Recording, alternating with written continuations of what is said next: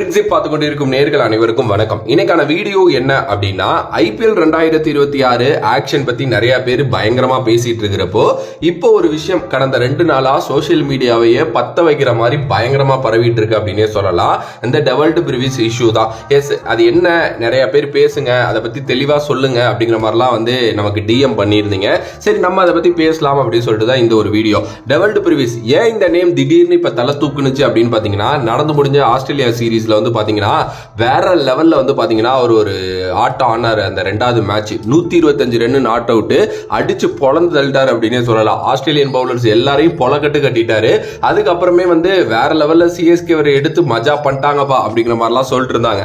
Actually அதை பத்தி நம்மளோட ரவிச்சந்திரன் அஸ்வின் வந்து யூடியூப் சேனல்ல பேசினப்போ அவர் ஒரு ஸ்டேட்மெண்ட் சொல்லிட்டாரு. என்ன அப்படின்னா, இந்த ஐபிஎல் 2025 ஆக்ஷன்ல பேசிக்கா வந்து டெவல்டு பிரிவிஸை யாருமே எடுக்கல. அவர் வந்து அன்சோல்ட் ஆனாரு.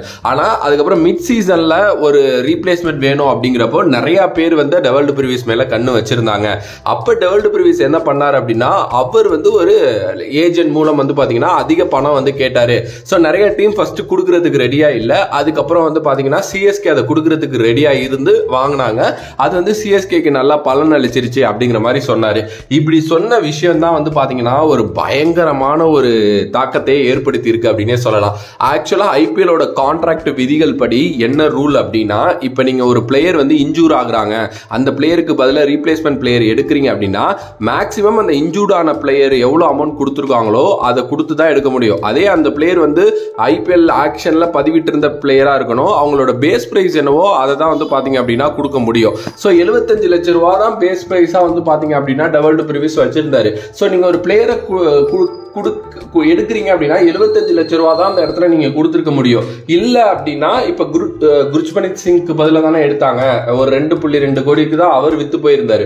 சோ நீங்க அவரோட அமௌண்ட் தான் மேக்ஸிமம் கொடுத்துருக்கணும். அதை தாண்டி எப்படி அமௌண்ட் போனுச்சு அப்படிங்கிற கேள்வி தான் இங்க வந்து பெருசா ஒரு இதை ஏற்படுத்தி இருக்கு. இன்னும் ஒரு சில பேர் என்ன சொல்றாங்கன்னா, குர்ஜ்மன்த்தோட சிங்கோட அமௌண்ட்டை தாண்டி இருக்கவும் கூடாது, அது அந்த அமௌண்டே கொடுத்துருக்க கூடாது, பேஸ் பிரைஸ்ல தான் நீங்க எடுத்தே இருக்கணும் அப்படிங்கிற மாதிரியும் வந்து சொல்றாங்க. இதுல இன்னும் ஒரு சில பேர் வந்து ரவிச்சந்திரன் அஸ்வின் இது மாதிரி வந்து உள்ள நடந்த ஒரு விஷயத்தை எப்படி வந்து சோசியல் மீடியால சொல்லலாம், அதுவே ரொம்ப தப்பான விஷயம் அப்படிங்கிற மாதிரியும் சொல்றாங்க. ஈவன் தோ ஆகாஷ் சோப்ரா அவங்க எல்லாருக்குமே தெரியும், அவர் வந்து அவரோட யூடியூப் சேனல்ல ஒரு ஓப்பன் ஸ்டேட்மெண்ட்டே விட்டுருக்காரு. இந்த மாதிரி வந்து ஆக்சுவலி சிஎஸ்கே பண்ணது ரொம்ப தப்பான விஷயம், இப்படி அவங்க பண்ணி இது ஒரு லூப் ஹோலையே கிரியேட் பண்ணி வச்சிருக்காங்க, இது எப்படி அவங்க வந்து எப்படி இதுக்கு என்ன பதில் சொல்ல போறாங்க, இது இப்ப வெளியில வந்துருச்சு அப்படிங்கிற மாதிரி அவரும் வந்து பாத்தீங்கன்னா இதை பத்தி பேசியிருக்காரு. எஸ், நம்ம எல்லாருக்குமே தெரியும் ஆக்சுவலா இந்த மாதிரி நிறைய விஷயங்கள் வந்து ஐபிஎல்ல நடந்துகிட்டே தான் இருக்கு. பட் ஆனா ஒரு பிளேயரே அதை வந்து வெளியில சொன்னது அப்படிங்கிறது வந்து இப்ப பெரிய ஒரு பேச்சு பொருளா மாறிடுச்சு அப்படின்னு தான் வந்து நான் சொல்லுவேன் ஆக்சுவலி.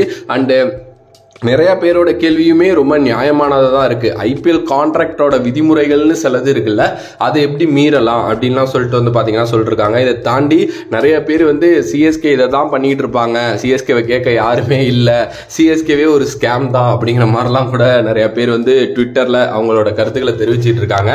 பட் என்னைய பொறுத்த வரைக்கும் வந்து பாத்தீங்கன்னா டெவல்டு பிரிவிஸ் அவர் வந்து ஒரு சமபை, அதுல மாற்று கருத்தே இல்லை. 6 மேட்சோ என்னமோ தான் விளையாண்டாருன்னு நினைக்கிறேன். இதுக்கப்புறம் பல வருஷத்துக்கு அவர் சிஎஸ்கேல இருக்க போறாரு அப்படிங்கிற மாதிரி நிரூபிச்சுட்டு போயிட்டாரு. ஏன்னா ஒரு 180 ஸ்ட்ரைக் ரேட்ல ஒரு 225 ரன் வந்து பாத்தீங்க அப்படின்னா அடிச்சிருந்தாரு. அந்த ரன்ஸ் அந்த ஸ்ட்ரைக் ரேட்லாம் தாண்டி அந்த இன்டென்ட், என்னால வந்து நம்பர் 5ல இறங்கி இப்படி ஒரு கேம் ஆட முடியும் அப்படிங்கிற அந்த இன்டென்ட் காட்டினாரு. அங்கேருந்து மறுபடியும் சவுத் ஆப்பிரிக்காவுக்கு ஒரு கால் அப், அங்க போயிட்டு ஒரு செஞ்சுரி, இன்னும் ஒரு நல்ல இன்னிங்ஸ் அப்படின்லாம் பாத்தீங்கன்னா பயங்கரமா ஆடி வச்சிருக்காருங்கிறப்போ இது ஒரு பெரிய அசெட் தான். ஓகே, சோ சிஎஸ்கே அந்த அளவுக்கு அமௌண்ட் கொடுத்து எடுத்ததுனாலதான் இந்த ஒரு பெனிஃபிட் வந்து சிஎஸ்கே கிடைச்சிருக்கு அப்படின்னு கூட வந்து பாத்தீங்கன்னா ஒரு விதத்துல பார்க்கலாம். சோ இத பத்தி மேபி உங்களோட கருத்து என்ன அப்படிங்கறத பத்தி கமெண்ட் பண்ணுங்க.